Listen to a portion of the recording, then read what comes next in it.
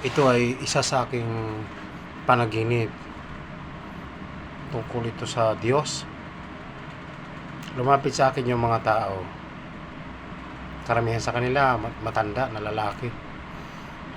Na pinakikiusap nila sa akin yung dala-dala nilang paso.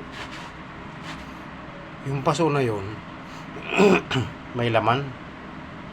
Nakita ko kulay puti ang laman. Pero hindi ko na inosisa kung ano yun. Basta pinakikiusap nila sa akin, dalhin ko daw yun sa Panginoong Jesucristo. Yung paso na yan.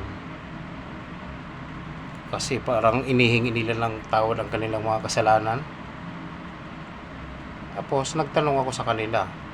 Sabi ko sa mga tao, bakit hindi na lang kayo magdala sa Panginoong Jesucristo sa paso nyo yan? Sagot nila sa akin, ginawa na namin yon, pero hindi kami makaakyat. Kaya pinakikiusap namin sa iyo ayon sa kanila na ikaw na lang magdala nito, kasi alam namin na ikaw ay nakakaakyat sa langit. Ayon sa kanila yon, sa mga taong lumapit sa akin. Tinanggap ko naman. Pagkatapos dinala ko sa langit yon, makyat ako at nakarating naman ako doon sa ikalawang langit. Doon sa ikalawang langit, naroon si Jesucristo. Yun ang kanyang tahanan, yung ikalawang langit. Pagdating ko doon, sinulubong ako ng Panginoong Jesucristo, na ang sabi sa akin, ano yan, Ben? Sabi ko naman sa Panginoong Jesucristo, itong paso na dala-dala ko, ipinakikiusap sa akin ng mga tao doon sa lupa, dalhin ko daw sa inyo. Tapos napangiti ang Panginoong Jesucristo sa akin, at dahil doon sa paso na dala-dala ko na galing sa mga tao dito sa lupa, maya't maya pumunta ang Panginoong Jesucristo sa may pinto doon sa ikatlong langit. Yung pinto na yun may hagdan papunta doon sa ikatlong langit, pero mababa lang kasi sinusundan ko ng tingin ng Panginoong Jesucristo malapit lang ako Sabi ng Panginoong Jesucristo, Ama, Ama. Tinatawag na niya ang Ama, ang Diyos Ama tinatawag niya Basta tinawag niya sa dalawang bisis, sumagot ang Diyos Ama. Ang sabi, ano yon? Tapos sabay lumapit sa pinto, tapos bumaba. Naroon ang Diyos Ama sa ikalawang langit. Kasama na namin doon. Tapos tanong ng Diyos Ama, ano ba yan? Si Jesus Christ ang nagsalita.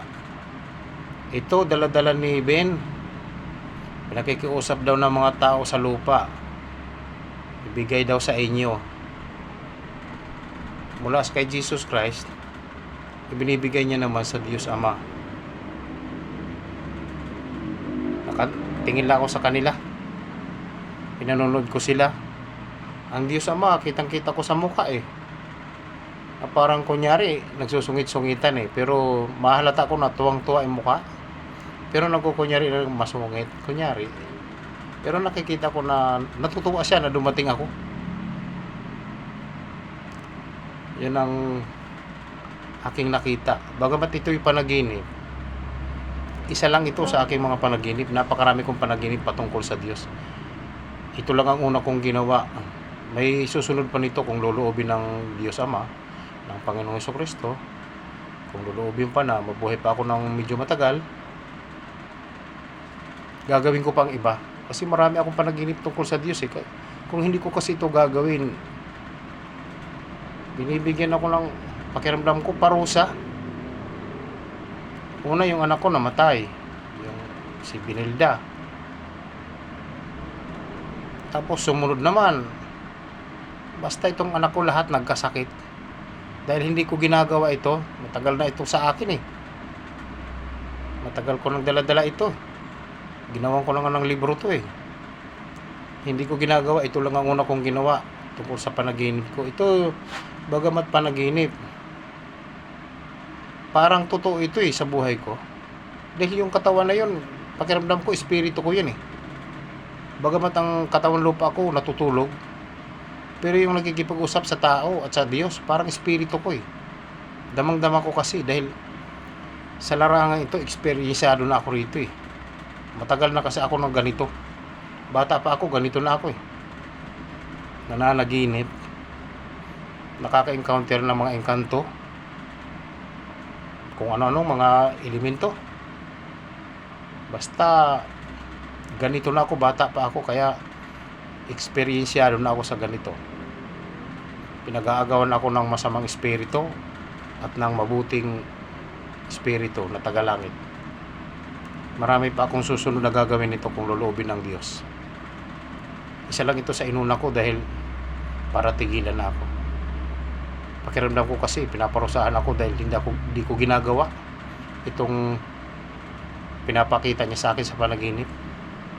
Bagamat panaginip lang ang mga ito, pakiramdam ko espiritu ko nandun katawan ko lang ang natutulog. Eksperyensyado na ako nito, kaya alam ko yung mga ginagawa ko at sinasabi rito. Totoo ito. Sinasabi ko ito lalo na sa mga mahina ang paniniwala sa Diyos. Totoong may Diyos. Ang Panginoong Hesukristo, ang tirahan niya nasa ikalawang langit. Ang Diyos Ama na Papa ni Jesus Christ nasa ikatlong langit. At napakasipag ng Diyos Ama. Pawisan siya nung bumaba siya mula sa ikatlong langit sa kanyang tahanan. Pawisan siya. Parang napakasipag na tao kung iahambing ko. Gaya ng ginagawa ko. Hindi sa pagbubuhat ng bangko. Napakasipag. Hanggang ngayon, gumagawa ang Diyos Ama. Hanggang ngayon yan, napaka-busy niya. Talagang, kung itutulad ko sa tao, napakasipag. Ang Panginoong Hesukristo naman, doon sa ikalawang langit, hayahay siya mas hayahay siya doon Kumbaga, isa siyang, kung ihahambing ko, hayahay na siya na guro Kasi siya may tagaturo sa mga anghel, sa mga espiritu doon sa langit. Siya may tagaturo. Di parang guro kung itahambing dito sa lupa. Pero hayahay na siya. Hindi kagaya ng Diyos Ama na napakaraming trabaho. Siguro para ma-maintain niya ang sanlibutan. Para hindi siguro masira. Kaya siguro gumagawa siya ng napakasipag. Ito muna. Hanggang sa susunod kong gagawin. Marami akong panaginip patungkol sa Diyos. Umpisan ko ito ngayon para baka sakali maawa ang Diyos sa akin. Ingatan na kami. Amen.